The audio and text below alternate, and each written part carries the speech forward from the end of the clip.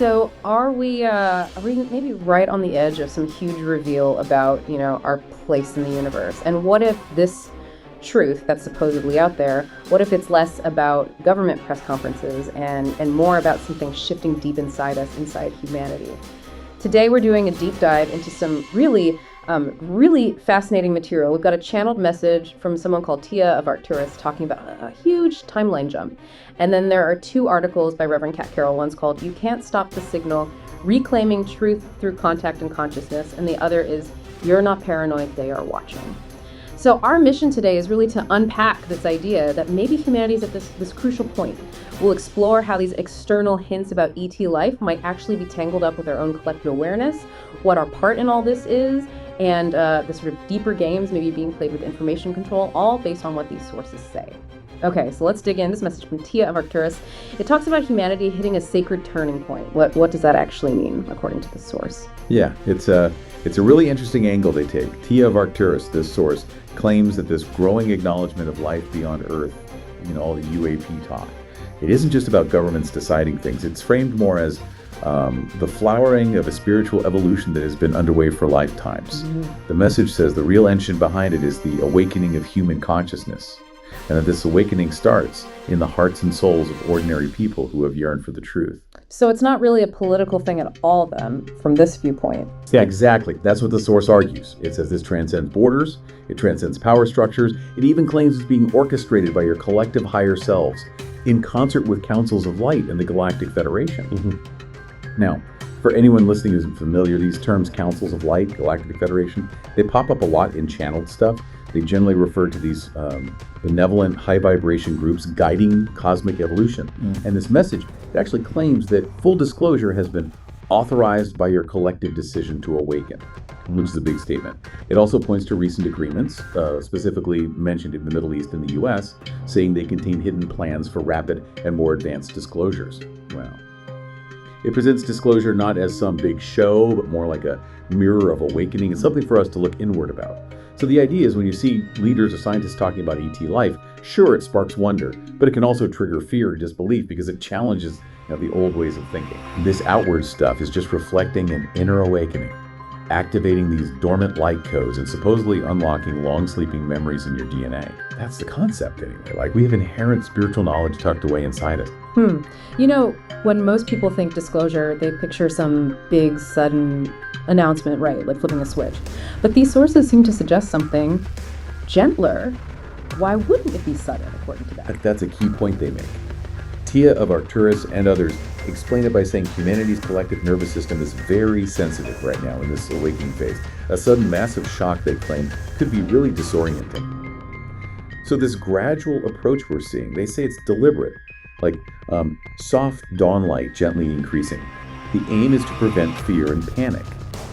The beings supposedly guiding this from higher realms like the Arcturian Council and other high-frequency beings of love, they understand this need for a gentle process. So information, they suggest, has been kind of leaked and revealed in stages over the years. This allows the collective psyche, our shared consciousness, to adjust and absorb it all without getting totally overwhelmed. They actually describe this slower, steadier approach as compassionate. It's designed to protect our mental, emotional, and energetic bodies. Okay, this is where it gets really, really interesting for me. If it's this profound internal shift, what does that actually mean for us? Like, what's our individual role in all this unfolding? Well, the sources really emphasize that our role is mainly vibrational. We're described as being like broadcasting towers of energy. Essentially, our thoughts, our feelings, our intentions, they directly influence how smoothly this whole disclosure timeline plays out. So according to this view, every single person who holds a vibration of calm, open-hearted acceptance is actually doing a great service to the collective. They're anchoring a kind of stable frequency that helps smooth out the shock waves as more truth comes out. So what does that mean in practice? Reverend Cat Carroll's article, You Can't Stop the Signal, she goes even deeper into this whole consciousness idea, right? She says it's not passive, it's active participation. That's exactly right. Her article really highlights this view that human consciousness, especially when it's coherent and collective, can actually alter outcomes. And she doesn't just state it, she points to research, like from the Global Consciousness Project, the one that looks at random number generators, and the HeartMath Institute, which studies heart-brain coherence in the heart's electromagnetic field. She She brings up the Maharishi effect from back in '74, that idea that even a small group meditating peacefully can create measurable positive effects in society. It really underscores that collective power idea. And then she references the Meissner effect from physics from 1933. It's about superconductors repelling magnetic fields. Carroll uses it as a metaphor, suggesting that internally coherent systems, like maybe us when we're centered, can sort of repel external influences or distortions. She points out, hey, your brain is electromagnetic, so she sees this perfect marriage of science and spirituality. Her core message seems to be about the need for a pure signal, thus one without fear or distortion. Because as she puts it, contact isn't about belief, it's about resonance. She really stresses that tuning in isn't mechanical, it's vibrational. And her conclusion is that when people achieve this coherence, it basically proves we never needed gatekeepers for truth or contact. Wow. Okay, so this whole deep dive seems to be painting a much, much bigger picture than the usual narratives. If we follow these sources, what comes after disclosure? What's our wider place in the cosmos supposed to be? Yeah, it definitely connects to what the Arcturian message calls the ascension journey of humanity. Disclosure, in this context, isn't just some standalone event. It's framed as one part of this long process of raising consciousness, moving towards unity and higher awareness. You often hear the terms shifting from 3D to 5D consciousness in these kinds of spiritual discussions. It basically means moving from like a denser, more ego-driven state to a more unified, heart-centered, higher vibrational way of being. So the unveiling of cosmic truths on the outside and this internal spiritual awakening happening inside us. They're presented as two sides of the same coin. They create this beautiful feedback loop of evolution, apparently. Okay, but what about the actual beings, the ones from other star systems? According to these sources, are they like showing up to rescue us? No, the sources are pretty clear on that. They state explicitly. They come not to be saviors or to solve all of Earth's problems for you. Instead, they're positioned as partners and co-creators, more like guides as elder siblings. They apparently have technology, wisdom, and spiritual understanding to share, but, and this is key, only insofar as you are ready to receive it and use it responsibly. Their goal, according to the Arcturian message, is to encourage unity and peace, definitely not to take over. Humanity, it suggests, have been deemed energetically ready in terms of our vibration, to join a larger conversation, to partake in a higher level of collaboration. And furthermore, the Arcturian message says that the most powerful form of contact has always been and will always be the inner contact. This happens, it claims, through things like dreams, meditation, intuitive hits, where communication flows naturally through images, thoughts, feelings, or simply a deep knowing. So the invitation is really for us to actively cultivate our own interconnection, both with the supposed galactic brothers and sisters, and importantly with our own higher self. So what's the end game then? How do these sources see Earth's future in the grand scheme of things? The Arcturian message points towards galactic citizenship. Earth, it claims, is basically about to formally rejoin a community that has always been there, like we're coming back into the fold. Now, this apparently comes with great benefits and also responsibilities. Benefits like access to knowledge and technologies for things like healing, energy, and environmental renewal, but it requires wisdom and responsibility on our part. And intriguingly, the sources suggest many people alive today actually have origins or past lives in those star systems. Yeah. So for them, galactic citizenship would feel like a homecoming as much as it is an expansion. Okay, while these sources paint this really expansive cosmic vision, they also pull us right back to a much more grounded and frankly unsettling reality here on Earth. Reverend Cat Carroll, in her other article, talks about the intense surveillance we're all under, how information control isn't just about cosmic stuff. Yeah, that article, You're Not Paranoid, They're Watching. It definitely shifts gears. She describes our current world as an Orwellian century. She argues our smartphones, our smart homes, they're basically the modern telescreens, watching, listening, predicting, even persuading us. And she details how surveillance laws like the Patriot Act and programs like PRISM and Echelon have, in her view, created this massive digital panopticon, essentially a system where we could be watched constantly. And it goes beyond just tracking where we are, doesn't it? What other kinds of surveillance does she talk about? Oh yeah, much deeper. She contends these devices track not just location, but things like your voice tone, how your pupils dilate, how fast you type, even your silences. She warns that AI is getting sophisticated enough to potentially predict mood, intent, and stress. It can interpret not just what you say, but how you feel when saying it. She even speculates about quantum AI, this theoretical super advanced AI using quantum computing, suggesting it could get to the point of reading your emotions and then acting on that data. like denying you entry somewhere or flagging you as a threat. It sounds like something straight out of that TV show, Person of Interest. Okay, here's a really, really compelling point she makes. Why? Why all this watching? According to Carroll, what's the ultimate secret they're trying to protect? This is maybe the core of her argument in that piece. He says the real concern for those in power isn't really about flying saucers or alien tech.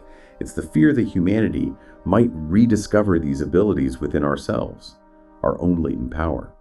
She quotes U.S. Navy Admiral George Hoover, who apparently once said, "The biggest secret is the enormous power that all human beings have." So Carroll frames this as the central paradox at the heart of surveillance. They are watching not because we are weak, but because deep down they know we are powerful. Probably. Her idea is that we've been sort of conditioned to forget who we are, and if we start remembering, that changes everything. Carroll also touches on the idea that maybe some UFO narratives in the past were actually deliberate smokescreens, used by the US government during the Cold War, for instance, to hide things like stealth bombers, or maybe even black-budget anti-gravity prototypes. She mentions the 2024 DoD report, stating its conclusion was no hard evidence of extraterrestrial technology, but strong evidence of intentional narrative manipulation. Which leads her to ask this really critical question. Why now? Why the sudden media flood about the Pentagon faking UFO encounters? Is it genuine disclosure or damage control? She asks her readers. That's a really potent point about manipulating narratives. So is Carroll suggesting we might not be getting the real story even now? That it could be another layer of like a psyop within a psyop, just sort of rewriting the narrative so we forget what many of us have already seen and felt? She definitely puts that question out there, yeah. It's something she wants readers to consider very seriously. Okay, so given this really tangled web of potential awakening on one hand and disinformation or surveillance on the other, what's the path forward? Especially for people who feel like they are awakening, what do these sources advise? Well, Reverend Cat Carroll introduces this idea of benevolent watchers. She describes them as beings who are far older, wiser, and deeply invested in humanity's awakening. These watchers and guardians, and she leaves it open whether you see them as ETs, angels, or other advanced intelligences, are supposedly here to teach, guide, and protect. And their presence, she suggests, is felt more strongly now, maybe through dreams, meditation, those little intuitive nudges we get. She also interestingly highlights ancient practices, plant-based contact experiences, how ancient cultures use sacred plants, peyote, psilocybin, ayahuasca, to enter altered states for contact and healing. She calls these possibly the first human-initiated contact experiences. She makes the point that governments later banned many of these plants, suggesting maybe a pattern to suppress the plants that awaken perception. So pulling all these threads together, what's the takeaway? What's the call to action for us right now, according to these sources, particularly for those feeling this shift? The Arcturian Council source issues a pretty direct call to action. It says, step fully into the roles you've been training for, which means being those steady hands and open hearts, practicing patience, showing calm when things feel chaotic. We're urged to offer a loving perspective when people around us are maybe getting fearful, reminding them that, from this viewpoint, there is nothing to fear in a universe governed by love. And both sources really encourage coming together, finding community with like-minded souls to basically amplify the field of love around this planet. The Arcturian message has this great line. Disclosure is not something you simply wait for, it is something you become. It's framed as an awakening of identity, recognizing yourself perhaps as a member of a galactic family, and then living from that truth, becoming an ambassador of Earth, effectively, through your own vibration and actions. Wow. What an incredible deep dive we've had today. It really seems, based on these particular sources, that this whole disclosure thing is maybe less about just external reveals and much more profoundly about our own spiritual evolution, our collective consciousness. We're not just watching it happen, we're apparently active participants in creating whatever comes next. Yeah, if you try to connect all the dots presented here, it boils down to understanding that while external truths might be slowly coming out, the really powerful transformative changes are happening within us. Like Reverend Cat Carroll puts it so directly, you can't stop the signal, because WE are the signal and disclosure. So, thinking about everything we've explored, consciousness, vibration, potential information control, what subtle forms of contact might you, listening right now, already be experiencing without even labeling it that way? And maybe how might recognizing your own signal, your own inner state and power actually change how you see reality and your place in it all? Something to reflect on. We invite you to sit with these ideas, maybe tune into your own inner experiences a bit more. Thanks so much for joining us on this deep dive today.